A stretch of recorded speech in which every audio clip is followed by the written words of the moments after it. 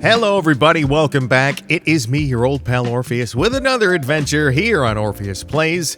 But today we're doing another episode of the Madness and Mayhem podcast. Put on those headphones, sit back, relax, close your eyes if you want to. I'm going to have some visuals up on the screen. No idea what I'm going to use. Something. It's just to keep you occupied with your eyes. Anyway, don't close your eyes or anything if you're flying a plane or a car or flying a car. Anyway, hi, how you doing? So today, you might have seen from the title, this is one that has been bothering me for a while. It's the concept that kids don't really get to be kids anymore.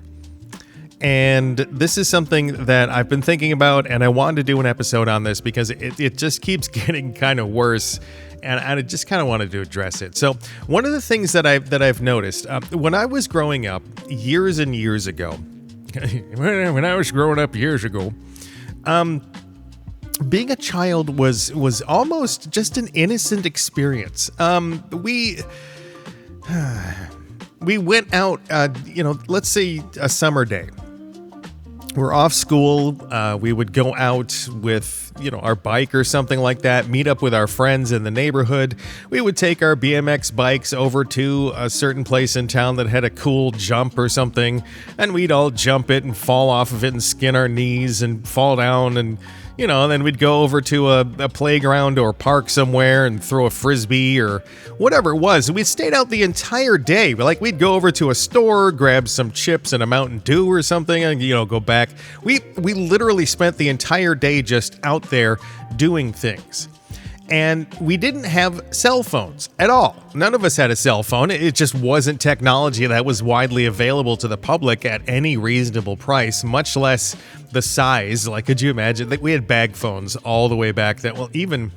Back then, the only ones that were really around were military ones and ones in limousines. So anyway, but the early phones were bag phones, these huge batteries with a phone handset attached. But again, back then, none of that stuff was available. We had pay phones and stuff, but most of us didn't even carry change. We were kids, right? So I'm talking anywhere from 6 years old until 16, 17, that bracket of time when you're genetically wired to do stupid things. That's kind of the time where you're learning your place in the world. You're learning a social hierarchy. You're learning about good and bad. You're learning about your physical limits. That's one of the things that was really important to us. Well, not important. It was kind of a hidden thing. We were testing our mortality, right? When you're growing up and you're that age, you have this feeling like you're absolutely immortal, right?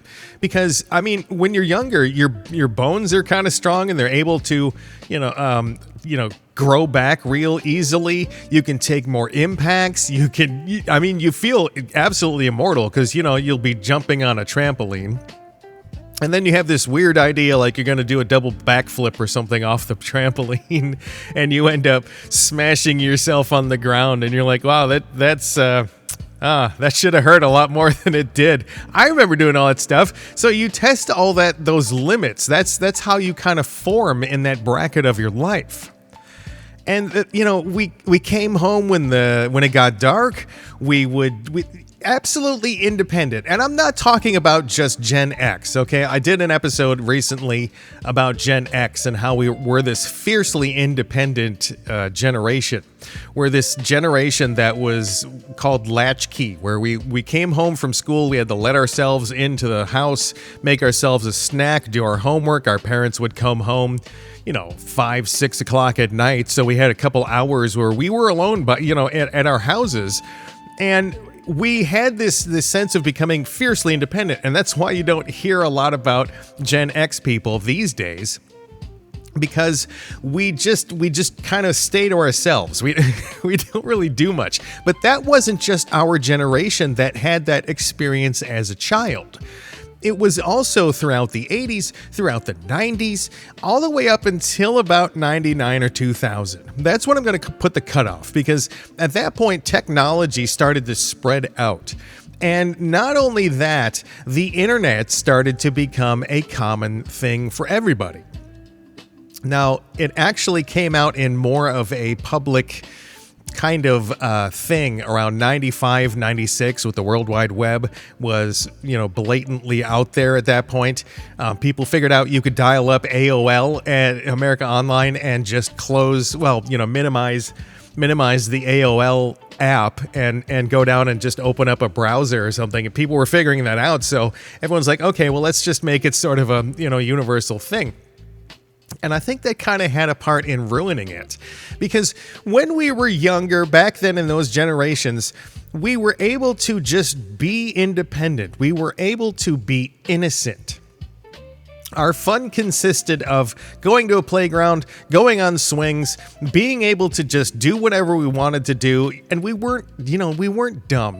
This was something that was actually kind of funny. Actually, hold on a second. I need to drink some coffee. Much better. Okay. So one of the things that makes me giggle about those generations is we had something called stranger danger. And I know you've probably heard that phrase, and they may even use it these days. Back then, they had it as almost like an urban myth, right? Where there was all these people that, a white van would pull up and, the door would open and the guy inside would go, I got some candy. And all the kids would go running, and then he'd grab an armful of them and throw them in the back of the van and slam the door and just drive off with all these kids. And now they've never been found to this day. That didn't happen. Kids were not stupid back then. We knew if a weird guy in a van or just some random dude walked up and they were like, hey, you want to go with me to the theme park? It'll be real fun. I have a puppy and some candy. We were smarter than that. We didn't fall for any of that garbage because it was common sense. We had the common sense to know that stuff. And it's funny, you see all those PSAs and the TV shows from back then. Even sometimes now they do the same thing, but again, they know that kids are smarter than this these days. But they would show these PSAs or these very special episode of insert, TV show here, and it would be exactly that. Someone in literally a child, a Chomo van would pull up, slide the door open. It's a panel van that has no windows in it. Slide the door open and go, hey, Billy, you want to come in here? And Billy is the friend of one of the main characters of the show. And he's like, no, Billy, don't go with him. And Billy gets into the van and, they've never seen him again. And everyone's real sad. And then they turn to the audience and they go, this is what happens when you ignore stranger danger. That was such a BS thing. But it was funny because they thought that we were dumb. The parents thought we were kind of stupid. That was kind of a thing that was ongoing from one generation to the next. They kind of thought, okay, well, from this period to this period of their life, they're going to do dumb things. So we're just going to be parents that keep an eye out for that stuff, try to rescue our kids from things like being arrested or whatever, keep them safe, take them to the emergency room if they need it, get stitches and all that stuff, broken bones. They had this sense of the kids are dumb, right? They had this idea that we were just stupid. And occasionally you'd get the kid from 6 to 11 that would be this exceptional kid, right? They would be at a dinner party or out at a theme park or something, and they're having full-on conversations with their parents or someone working there. You have this 7-year-old that's talking about the stock market or international trade agreements. You may have guessed I'm sort of talking about myself, but I hung out with a lot of families that they had kids that were sort of the same. A lot of them were. I probably ran into a dozen or two when I was growing up that were that kind of person. You kind of walk through a party and there's a guy that's 4'5" in a little suit talking to everybody about the economy, and so that was kind of how I was. But back then it was kind of a rarity to find someone that was of that competency at that young of an age, right? It's kind of they lost their innocence almost. They're usually ones that were forced to become mature for some reason at a young age. For me, it was a lot of trauma. some incidents that formed who I am today. Let's just leave it at that. And so it forces you to become mature. And it was a relatively rare thing. Not being abused, but the idea of someone that would click from that environment or something intense that forced them to become more mature, it was kind of a rare thing, okay? So when you would see those people, it's kind of a head turner, like, wow, there's a kid like in the line of the grocery store talking with his mom about the stock indexes and how they should put it in the equity of the home, and like, you're just like, what is going on, right? Young Sheldon, if you need a more contemporary reference, something like that, right? Okay. These days, I think there is this thing where there's no more innocence left. And I think the biggest problem is, and this is a major trope, but I'm going to say it here because it's very applicable. The internet kind of ruined everything, okay? The internet came along, and it was this source of information, and it really kind of sucked at first. It was like, who would scan something in at a library, or it was someone who would digitize something and upload it. The character capture, like when you would scan something, and the computer being able to take the actual words off the page.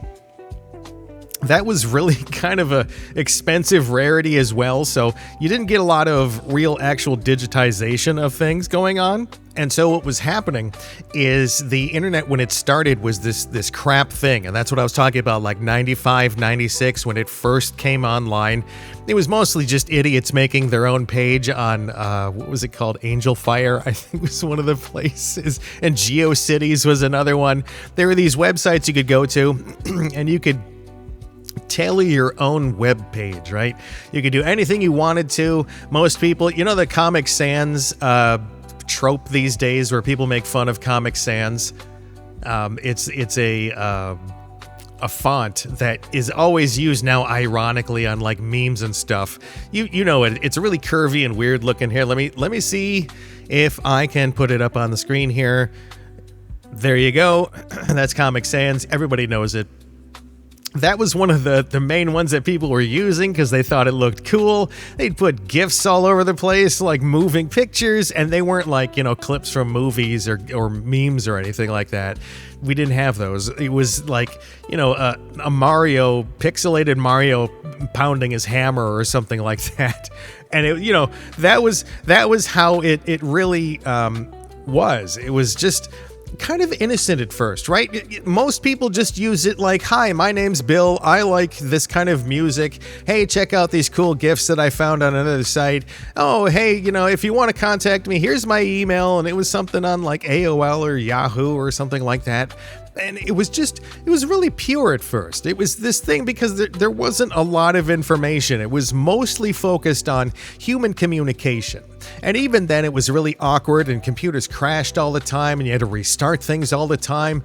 And you're on dial-up. Most people were on dial-up at that point still. And so it was this, it was just based on communication, right? Even the earlier ones, things like a BBS, which is a bulletin board system, you would dial into it in your local area with your modem, and you could share information and files. You could play little text-based games. You could play tic-tac-toe. You could play chess with somebody else on the system. Send them it wasn't really an email back then. We didn't call it that. We didn't have that term. It was just sending them a post message or whatever it was. And actually, some of the early ones, you could send a real letter to somebody through the website. Well, it wasn't a website. It was the BBS, right? The thing you dialed into. Prodigy, I think, one of the earliest internet providers, they let you type in a message and you could actually tell them to mail a postcard to somebody for an extra little fee. Mail whatever message it was as a postcard to somebody. I mean, it was this weird technological gap. But then you get to 95, 96, the internet goes boom. Everyone starts using it on a smaller scale. It was still kind of a hobby niche thing, or you could go to a library and they would have, computers with the proto version of the World Wide Web available. Some people had the computers at home that could access it. Like I said, with the AOL, you just kind of minimize that. Go ahead and open up whatever browser. Browsers were becoming a more common thing. And it was just, like I said, it was innocent at first. And then the information started to build. It was exponential, because when you had the ability to share thoughts and technological ideas that quickly, that widespread, that globally, it started to like mix the pot, and people started adding more tangible information. People started adding, databases of things, and libraries made efforts to digitize and upload things, and art museums were doing it. And then social media came along, and this is another point. This is probably the point where things changed. Because the first one that at least I was part of was MySpace. And we all know MySpace. We all know Tom. Tom, the first person that you were always friends with. He was that one friend that you always had when you got a MySpace account. He was the founder. And he made this website. You've probably seen, I don't know if you've seen this, The Social Network, I think it's like the battle between MySpace and Facebook back when they were in college. The MySpace, I had to make an account for the radio stations that I was working at that point. And so it was just, again, it was more innocent at that point, but it was focused on like, hey, this is me, and hey, that's you, and let's interact with that. And it was made into this almost gamified thing. Right? You'd go to someone's page, and it would be playing music from a band, and you could like scroll through a playlist that they put together and play music. No one cared about copyrights back then for that stuff. It was any music that they wanted to play on the MySpace page when you opened it up, and they would tell you about themselves, their interests, their hobbies, and everything. Maybe pictures of themselves or something. And it was focused on, again, communication, but it became different because it had the ability to update a feed.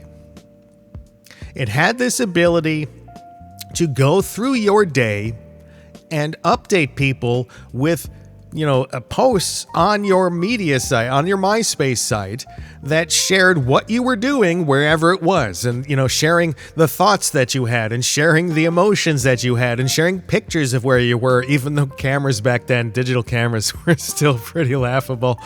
But it was this place where you could share up to date, up to the second updates on your life. And it was around, I don't even remember when it was, like 2000, 2001, maybe a little bit later than that, 2002, somewhere in there. Social media started to go boom, and then all these social media sites started to trickle out. Now, these days, you look at that and you're like, yeah, of course, that's what all social media is. You tell people what's going on in your life, and it's available up to the second, and what people, yeah, I understand. That's a common thing these days. Back then, it was like this thing where we made fun of it. It was like, who goes throughout their day and thinks that we care about what their cheeseburger looked like, right? Who thinks that and selfies started to become a thing. They started to become this absolute thing where people were like, oh, I'm having dinner. This is a selfie of me with my cheeseburger, right? And the idea of selfies, right? People started to get this idea like, hey, it's kind of like playing cards. It's like trading cards, like Pokemon cards, right? You kind of take pictures of yourself at these interesting places and doing these interesting things. And again, these days you're like, yeah, that's what you do, right? Not back then. Back then, it was seen as kind of an egotistical, kind of like, what are you doing, dude? Like, in the radio station business, that we had kind of a reason to do that stuff. For me, it was, and for most people that used it for the radio or television or whatever it was, it would be like, hey, I just got off the air, had a lot of fun today. What are your thoughts about today's broadcast? Or what are your thoughts about the football game going on tonight? Oh, hey, I'm at whatever bar and a nightclub until 7 p.m. We're watching Survivor. Whatever it was pertinent to what I was doing. And I wasn't using it saying like, on off days when I wasn't at work or doing some event, I wasn't like, hey, it's me, your old pal Orpheus, and I'm eating a cheeseburger and a delicious pizza, like I wouldn't do that stuff. It seemed like it was just overboard. Like, why would I share this level of detail about my life, right? And then it started to become way more popular, because the thing about social media, the thing about it is it's social. And I know you're like, wow, shocking, but that has implications, because what it means is people start to spread it to other people, which makes it an exponential growth sort of thing, right? So you have one person that tells five of their friends, hey, you guys got to sign up for this. This is so cool. I can link all these songs. I can put any pictures I want on there, blah, blah, blah, right? And so all the kids in the classroom, one kid comes in the first day that he's got a MySpace account, tells everybody else in the class.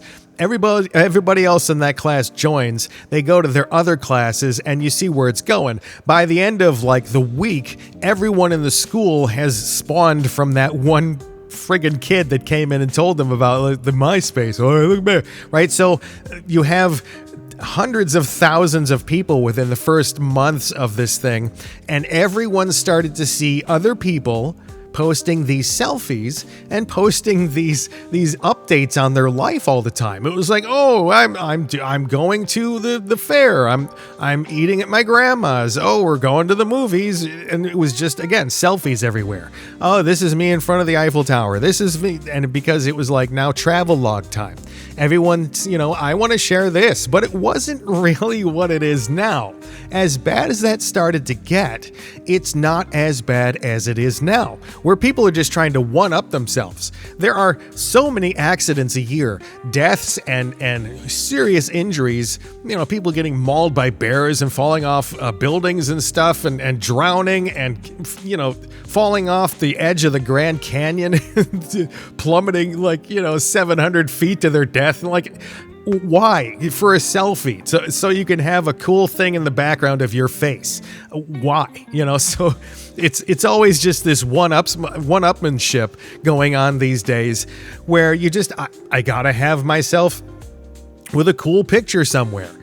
I've never really done that stuff, and I don't really see the point. The only times I've ever done that really is when it was my wife and I, although there's a qualifier here. Back when I was in high school, I used to carry around film cameras all the time, wherever I was. It was either a nice 35 millimeter camera, the mechanical and everything, or I had like a disposable camera, one of those wind-up ones, and I always had it with me, and I would take pictures of like the odd things. Everybody was like, oh, I'm going to take a picture of this beautiful sunset. I'm going to take a picture of this beautiful meadow or these beautiful mountains or something. Yeah, I would occasionally do that stuff, right? But the things that I would take pictures of is like an interesting cloud formation, or a set of tracks on the ground that I think I can't identify, but they look cool, or a tire that someone has on the side of a car that part of it is worn off in an interesting way to me, or things like that. I used to take a lot of weird photographs of things that were just like, oh, that's interesting. Snap a little photo of it, sending off pictures constantly. So what I would do is I would be, like on a trip or something, and I would take a bunch of pictures. Maybe it was like a 36 exposure roll of film, and I would, snap pictures here and there, take a picture real close up of a cactus or something, or like the beak of a penguin if I went to a zoo or something, just real close up and something like that. And I get to like 30, 33, 34, and then I leave the place.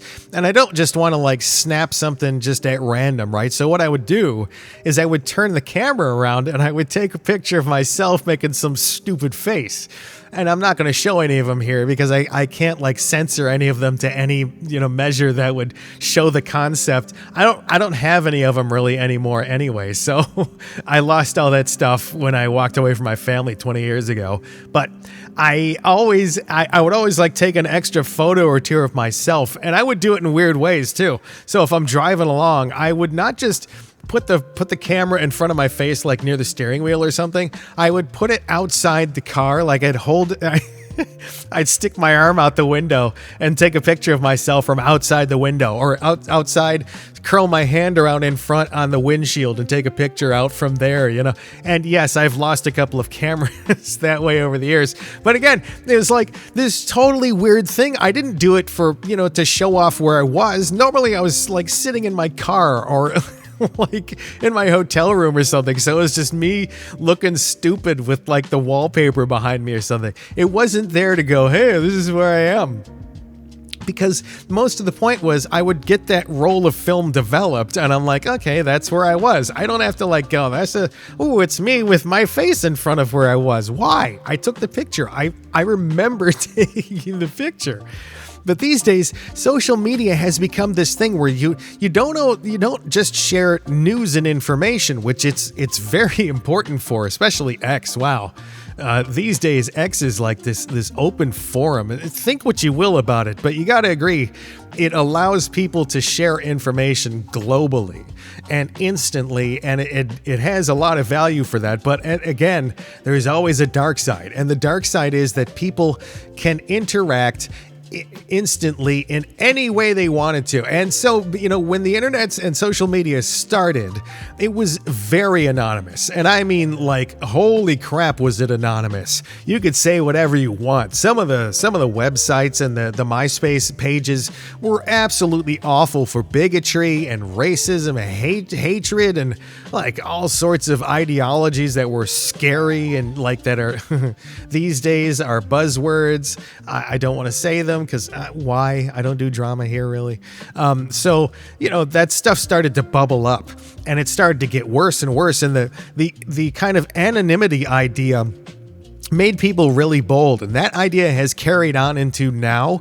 But people have become so lax and so bold that they don't care about if you identify them anymore. You've been on social media, you've seen what's been going on. Again, I'm not going to go into any like specifics or anything. There's no need to.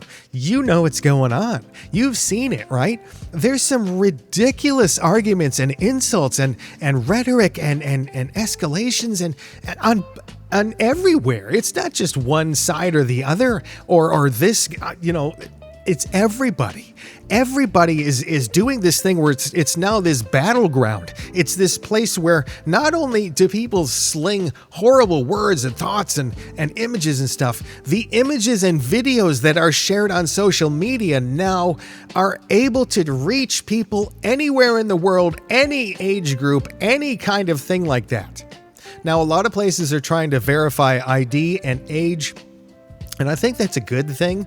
A lot of people are really against that. I think it's good because a lot of the places that are trying to do it have been very unregulated. There's an issue with all of this. I am leading up to a thing now where, this is the point of this podcast. It is the innocence of growing up is now gone. Okay?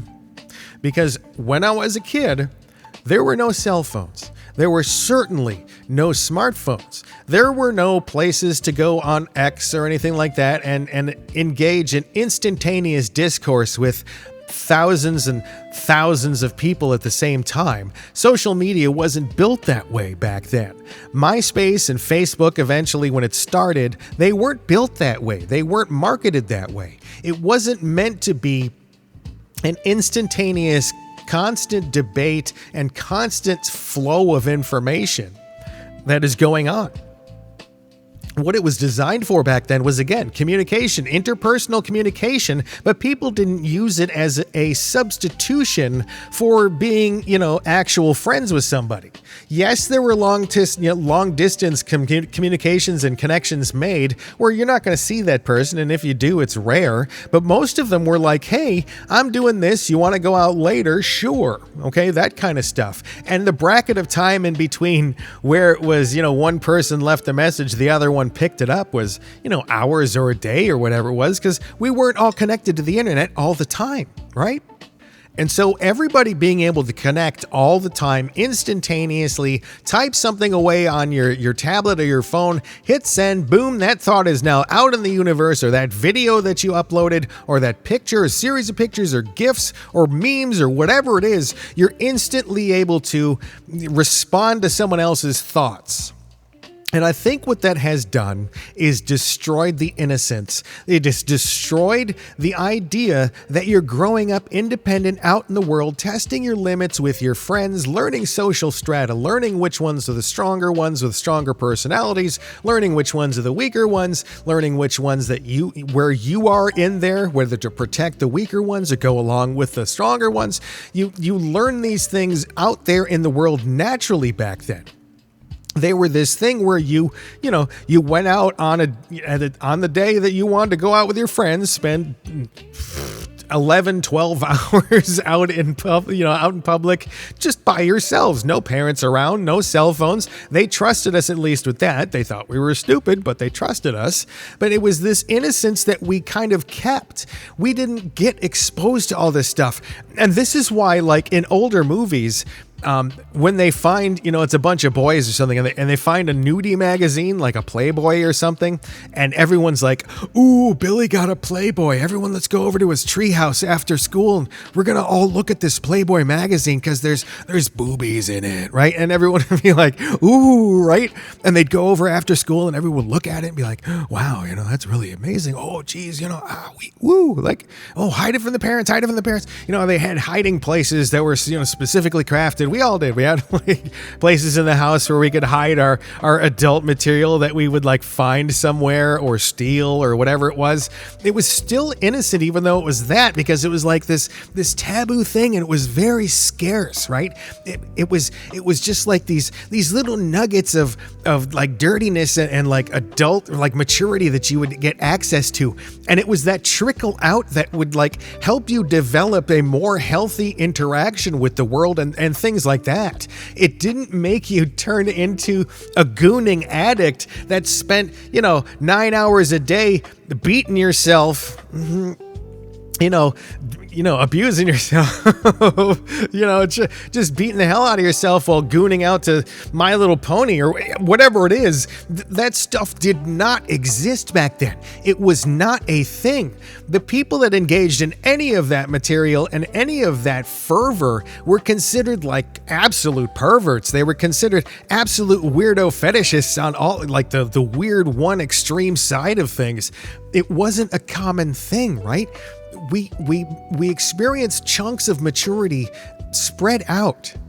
Okay? Again, it was all spread out. It was, you come home from school, you want to talk to one of your friends, you call their house on your dial-up phone, your corded phone, and you'd go, hey, is Billy there? No, Billy's not here. He's over at the baseball field. Okay, can you leave him a message and let me know to call him when he gets home? Sure, I'll have him do that. 4 hours later, Billy gets home, gives you a call. You might or you might not be there. You play some phone tag. We didn't care. We figured out when we were going to meet by just kind of bumping into each other at the right time and the right place, right? These days, it's like, hey, I want to see if Billy wants to go out. Hold on, let me pull out my phone. Oh yeah, Billy's going to be free in 15 minutes. Okay, I'll just go over there real quick. There has been this compression of the time frame. Right? And as we experienced it one small chunk at a time, it allowed us to blossom at a more natural rate. It allowed us to sort of abandon the innocence in a sliding scale, an overlapping scale with becoming more mature. It was like complete innocence slowly tapering down into more maturity and then eventually ending up in young adulthood and adulthood. Okay? Adolescence and then post-adolescence. You become a young adult, go off to college, and by that point, you are, hopefully, a lot of people at that point were. You get to the point where you're mature enough to go out and, be truly by yourself out there in the world for going to college or trade school or traveling Europe or whatever people want to do after they graduate. The idea was, again, you slowly kind of lose that innocence, and it's not losing the innocence. It's just experiencing more maturity and realism, right? So you realize that you're not immortal anymore and that bones can break and you don't like spending the entire day in the ER. Back when you were a kid, who cared? cares, right? You can go to school the next day and show off your cool cast and everyone can sign it. When you're out, in college, having a broken arm is a pain in the ass, right? You have to constantly take care of it. You have to wrap it with a garbage bag when you shower and stuff. When you're a kid, didn't matter. Now it's like, oh my God, I got a broken arm. What the fuck, right? And so you have this like sliding scale of overlapping maturity. These days, you don't get that. You guys don't get that anymore. And I feel terrible about this because you go out there in the world, and as soon as you get your first piece of technology, and parents are handing it to the kids earlier and earlier, you know it's bad when you can go on a website and order like drool-proof iPad covers or phone covers, or one of the reasons that they developed one of the, a certain phone with waterproof features is because some parents complained that their kid was putting it in their mouth and ruining it. Like as an infant, they just hand the thing, a tablet to an infant, let it bang away on the thing and swipe all over the thing. I saw a statistic the other day. There were like kids in a district that they would go to preschool, and they handed them books, right? They handed these kids books, and the kids start like trying to swipe the cover of the book because they don't understand. I'm not joking here. These kids did not understand the concept of a book. They didn't know how to use a book. Okay, they only knew how to use a tablet. And so the moment that you get that first piece of technology, the moment you start experiencing that huge world immediately, right? When someone says, hey, you should go on Snapchat or TikTok or X or Facebook or whatever, make an account. It's going to be so fun. We can all talk to each other. Oh, go on this Discord server. We can say whatever we want. The parents won't know or anything. It's all password protected and encrypted and everything. You can do whatever you want on there. We can share whatever we want. And that's part of the problem too. Because instantly, the moment you have access to the internet on a device, they probably won't give it to you right away for a while, right? But by the time you're 5 or 6, you want to play Raid Shadow Legends or whatever it is as a kid. So, they'll turn on the internet. And occasionally, mom and dad will forget to turn off the internet. And so you sneak off with the tablet and you start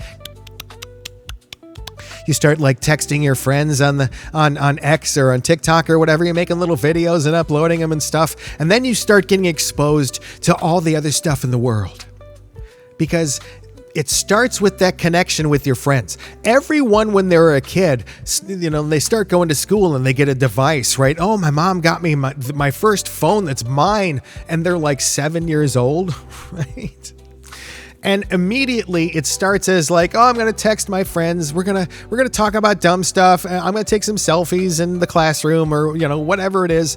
But then it morphs very quickly into them being curious about the world because they have access to literally every piece of information that mankind has amassed at this point. Every piece of material that you can even imagine is out there. Videos, pictures, movies, like documentaries, just plain websites with every single bit of knowledge from every single, philosopher and scientist. It's all there, but they don't use it for that. Not most of them. Okay? Most of them are using it because it is in that period when they're exploring, when they're going through and testing their limits, when they're making an effort to stretch out with their curiosity, spread into the world and find out what it is about, find their place in the world, right? And when we were kids, when we did that, we did it in the world. We'd actually went out in the world and tested ourselves. We'd go hiking with our friends and hike until we were exhausted and drop and camp wherever we dropped because that was a limit that we tested for ourselves. Okay? We'd play Trivial Pursuit for 9 hours straight because we were testing ourselves. We wanted to expand ourselves. Our curiosity came from the world that we were experiencing. Now, when a kid has that curiosity, all they have to do is just type in the curiosity into a search engine, or these days, AI, right? Ask a question for Grok or ChatGPT or whatever else is out there available, right? You ask a question and instantly, it's not not going to ask you your age. You've already accessed it. You don't have to put your age into Google in order to, make a search. And so, boom, you have access to every single thing, everywhere, all the time. But again, you're curious. So you're going to go out there and you're going to search for things that you're curious about that should not be accessed by someone your age, by someone that is 6 to 11, 6 to 12, 6 to 15, 17. I am very much a proponent. There are things that should be very much restricted. Again, the innocence factor needs to be preserved because what it's doing to people, it is instantly maturing entire generations of people. Going to the grocery store, going to the restaurant, going to a hotel or resort or an entertainment venue like a theme park or a movie theater, whatever it is, you get 6 to 15-year-olds that are speaking like they've been in the world. They're an old soul, right? They've been out there for 50 years and they've lived a tough life. I've seen those videos of kids that are 8 years old singing the blues, and they sound like they really have the blues, man. They sound like someone that's 65 years old who's blind and plays a friggin' guitar at some smoky nightclub, right? And he's just like, I have the blues. I can't believe how bad my life sucks, These kids starting to sound exactly like that. They're starting to sound like, Vietnam vets. They just like, you wouldn't know, you weren't there, right? You don't know what I've been through, man, right? And you're looking at this kid. He's like 3'7". Oh my gosh, I feel so bad for you, right? But that's the thing. You get exposed to so many things so quickly, so fast, so much, everything all the time. And if you have parents these days, back when the cell phone thing came out and everyone started getting their own devices, news organizations, they were blasting these stories out all the time. And I was part of it, right? I was one of those news personalities that was doing the stories occasionally on, here's, 10 tips on how to keep your kid from accessing weird things on the internet. Here's, 5 tips, the top 5 tips to help you make sure you regulate the Wi-Fi in your home or whatever it was, right?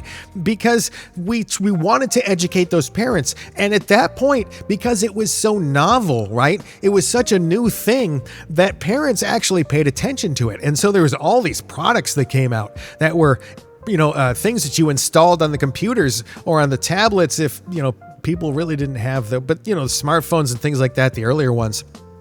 All these devices that you could physically install, plug into the back of the computer and screw it in with epoxy,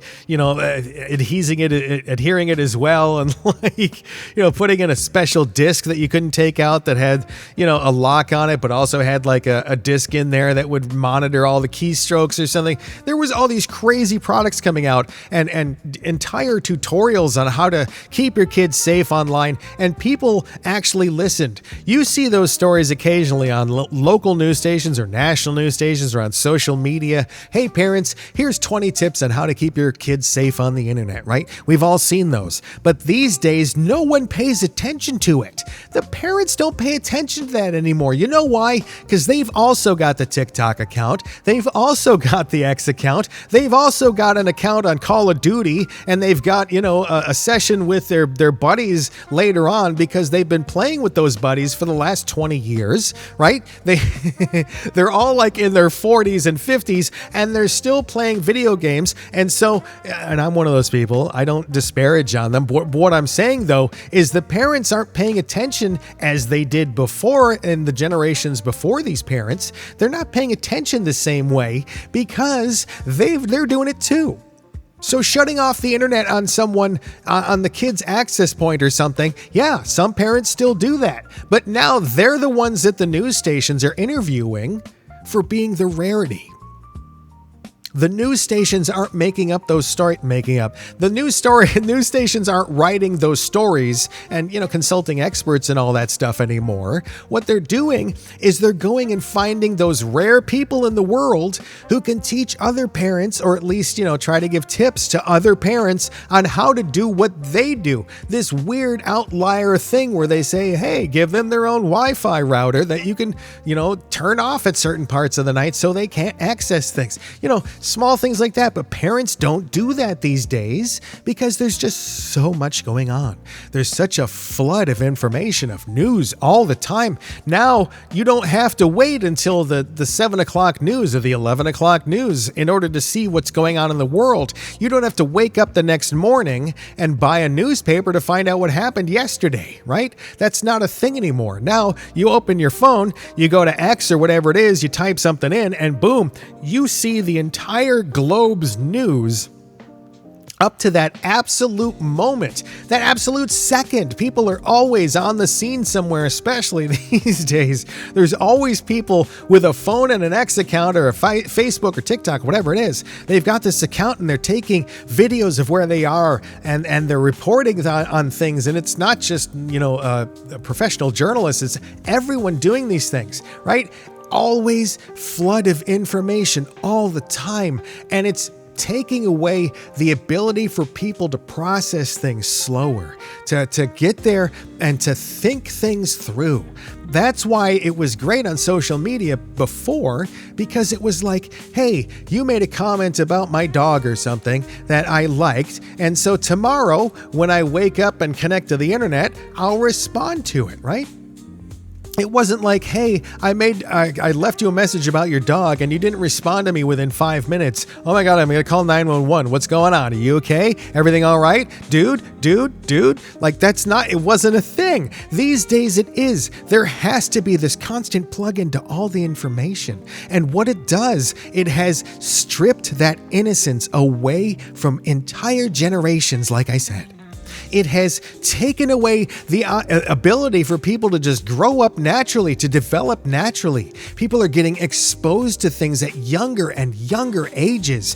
For me, I was abused. I'm not going to say specifically how. In certain ways, you know what I'm talking about. Not physical, not emotional, not verbal. You know what I'm talking about. I was abused at a very young age in that way, and for a good bracket of my life until I was about 11 and a half or 12.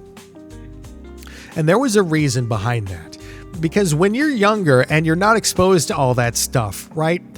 Except for very rare cases. But again, when you're very much younger and you weren't exposed to that stuff, and I was not, okay? I wasn't exposed to any of that in commercial sense. It wasn't a thing.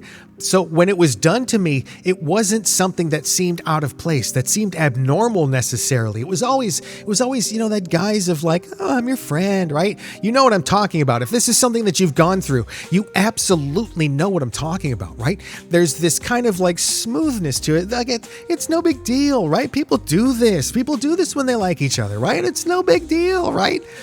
The idea that was, the innocence went along with it. The thing that changed it for me. I didn't know I'd go here in this podcast. Wow. The thing that changed it for me was I found a VHS tape of an adult movie. And it had a title on it and it wasn't in a box, so it didn't have any pictures or anything like that. It had a title. I'm not going to say it because it's it's kind of obvious, but when you're a kid, you're like, actually, you know what? Screw it. I'll say it. The movie, the movie was called Easy Go. And yes, it was spelled that way. So I was like, right. So I went and we had a VHS in our van. We had one of those big conversion vans. Because everyone had something like that back then. It was either a big conversion van or a station wagon. So we had a VHS and a TV in there. And I went out to the van and I popped the VHS tape in and I watched like 90 seconds because it was just straight into the action. There was no plot for this thing or anything. It was just boom, right into the action. And I watched probably 90 seconds of it, and I stopped it, and I popped the tape out, and I just lost it. I burst out crying. Because it all made sense at that point. I realized what was happening, what had happened for so many years. And so at that point, like, there was a thing that changed in me. You could tell. There was a spark that went out. A little tiny flame got extinguished when I saw that, because instantly, within 3 to 6 months of me seeing that and changing, the people who were doing the abusing stopped. And it wasn't because I stood up to them or anything. Something changed. Something changed in me, because it wasn't like, oh, this is okay, everybody does this smooth thing. Suddenly I was like kind of resistive, right? And it wasn't fun anymore, because it was like, for them, it was like, oh, is everything all right? You know, is everything okay? And you know, if you're ever in a relationship, and I'm not saying this is a relationship with any of them, I'm saying, you know, modern context. If you're like boyfriend, girlfriend with somebody, and you start having to ask them if everything's okay all the time, you know something's bad, right? And so that's what it was. It was this passive vibe I was giving off, and it stopped within 3 to 6 months. Just stopped, absolutely stopped. And it was just like, because like Adam and Eve getting kicked out of the Garden of Eden, suddenly they realized shame, right? You realize what happened. You realize, oh my God, right? I've been subjected to things for years that are not right. And it just kind of, boom, it just kind of shattered all the innocence I had before, like retroactive shattering of all the innocence I had. And it, you know, that was an earth-changing experience for me. It just shaped, again, a large part of my life from that point on, like in terms of trust issues and everything like that. And so that's an experience that happens now, not necessarily the abuse part. Although, you know, that's still an ongoing problem, and it's still something that happens. Not that. The experience of losing your innocence at a young age. And for people that, you know, these days, you get exposed to that stuff around 6 years old, 7 years old. Because mom and dad get lazy one night and don't take the tablet away. They go out with their friends and they forget to do all the, you know, the list of things that they do before they go out the door. The little sign by the door that says, you know, wallet, keys, phone, a knife, shut off the internet, take Jimmy's tablet and cell phone. You know, if you have a list like that and it's important to you and you forget, you know, little Billy is going to have that tablet while you're off, and the babysitter won't know, or whatever, you know, or the older sibling doesn't care because he's talking on TikTok to somebody else or something, right? And so that kid gets access to it at 6, 7, 8 years old. And it's just like, oh, wow. And when you're that young, your brain doesn't know how to process that stuff. Okay? Your brain doesn't know how to effectively process that stuff. There was a study I saw the other day that said that, you know, like newer generations, they're not necessarily getting dumber. Well, okay, so they are. It's not, I don't want to insult anybody because it's not like that. It's not like your intellect is getting reduced. Your intellect is changing in a way that is kind of concerning because, and not you, I'm saying, like, speaking to the younger generations as like a, let's say I'm a museum exhibit talking to people. Take it that way. But like the younger generations, they're shifting the way that they learn and experience the world in a way that is taking away from the experience of learning physically, like books, right? And going to classes and learning from people hands-on, right? Going to trade schools and stuff like that. A lot of that has fallen to the wayside. A lot of people don't know how to write cursive. A lot of people are not learning how to write with a pen and pencil, period, right? They get to the point where they're like, you know, 11, 12, 15 years old, and you hand them a pen and paper and they're like, what's this for, right? You know, is this like a tablet and a stylus? Yes, it's like a tablet and a stylus, right? Just write things down, you know? It gets to the point where not dumber necessarily. I know I just did an episode, Are People Getting Dumber? And sort of, but it's different than that. But the thing is, someone tried to argue with me the other day on social media, strangely enough, that people aren't getting dumber, okay? You just don't understand, old man, because the way that we interact with the world is so much different, right? You can't measure an intellect of someone that goes through 6 terabytes of data by the time you have lunch. And when I read that, I was like, yeah, yep, okay. So here's what you got to think about. That person is sort of saying, they're equating scrolling through TikTok or X and just reading headlines, right? Not going and reading all the articles, because shut up, you're not doing that. Not going and reading all the articles, not going and going on to an online learning thing at like Cambridge University's free program and learning something there. No, you're not doing that. You're scrolling through cat memes and videos that people took at some protest or something. That's what you're absorbing. That's the 6 terabytes of information you're quote unquote absorbing before lunchtime, but you're not actually doing it. You're just scrolling through it. You're just experiencing it. You're just getting it pushed in your face all day, every single day, every single moment, everywhere you go. Someone is they've got their phone out, walking along. I've seen people bump into all sorts of crap because they've got their phone out. And it has stripped away the ability for people to grow up in a more natural, more measured manner in order to become more mature in an even way. Instead of being innocent up until about 5, 6, and then boom, suddenly you are forced to become mature, forced to have the entire knowledge of the world forced upon you, right? It's kind of like in Doctor Who. When you get to a certain age, they take you as a child to the thing called the untempered schism, okay?